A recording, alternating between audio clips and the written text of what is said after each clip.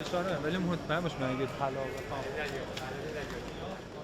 په تهران کې دکانداران وایي هلته د روانو مظاهرو او احتجاجونو له وجې کاروبارونه متاثره شوي دي. دوی وایي دکانونه یې اوس اکثره وخت بند وي، حالات غیر یقیني وي او اوس یې کاروبار د پخوا غوندې نه دی پاتې شوی.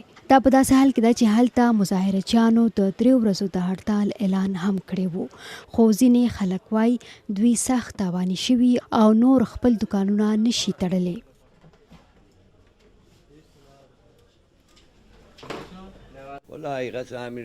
د کاربندیز د اعلانونو له وجې زموږ کاروبارونه په ټپه درېدلي دي. موږ سره د میاشتو نه انټرنیټ نشته. موږ به ډیر کار د انټرنیټ لارې کاوه او که حالات همداسې پاتې شول نو زموږ زیاتره کاروبارونه به بند شي.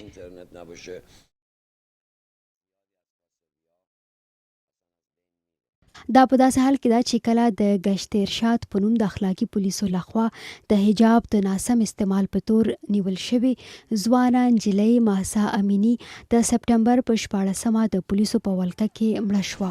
ایراني چارواکو یې وجه د زړه ودرېدل بللي وو، خو مظاهرچیانو ویلي چې هغه د تشدد له وجې مړه شوې ده. د دغه پیښې وروسته په ایران کې پراخه مظاهرې پیل شوې دي چې پکې په زرګونه ښځو او نجونو برخه اخیستې او له وجې هلته د خلکو روزمره ژوند سخت اغیزمن شوی دی او کاروبارونو ته یې تاوانونه رسیدلی دي.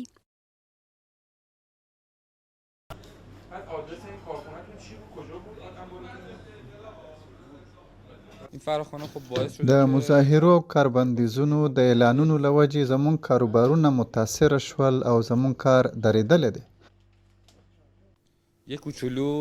که چیرې زموږ حکومت له خلکو سره خبرې پیل کړي او د خلکو غوښتنې ومني، د دوی ضرورتونو ته ځواب ووایي، نو زما په فکر حالات آرامه کیدای شي. بلخوا د ایران د امنیت شورا وایي د سپټمبر په نیمایي کې د پیل شوو مظاهرو په ترڅ کې 200 کسان وژل شوي دي.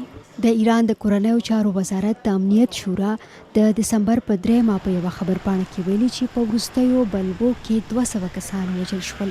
د ایران د امنیت شورا دا شمیرې تر هغو کمې دي چې د بشري حقونو د څار ډلو وړاندې کړي دي.